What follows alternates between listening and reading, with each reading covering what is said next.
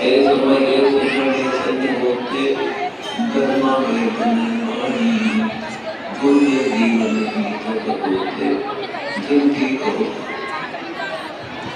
पंचारा बाल भरी विचार मन की इच्छा पूर्ण करी खुद कभी की शब्दता दिव्य धर्म के दिवस संपूर्ण सृष्टि रचना परमेश्वर कबीर साहिब जी की एक अद्भुत लीला।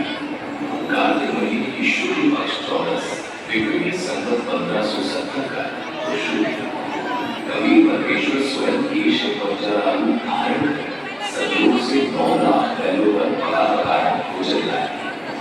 18 लाख अतिथि को करवाया अद्वितीय भंडारा। काशी शहर में सभी को 3 दिवसीय अखंड भंडारा करवाया स्वयं परमेश्वर कबीर साहिब जी ने।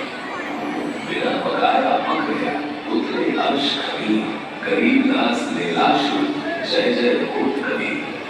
खुला भंडारा कहकर नित्य दिव्य नाम गरीबदास मुक्ताकुल धर्म के शौर्य। आप देख रहे हैं जगद्गुरु प्रथमदर्शी संत रामाजी महाराज के सानिध्य 511वें दिव्य धर्म यज्ञ दिवस के उपलक्ष्य में सतलोक आश्रम नाम सोनीपत हरियाणा से महासमागम का सीधा प्रसार।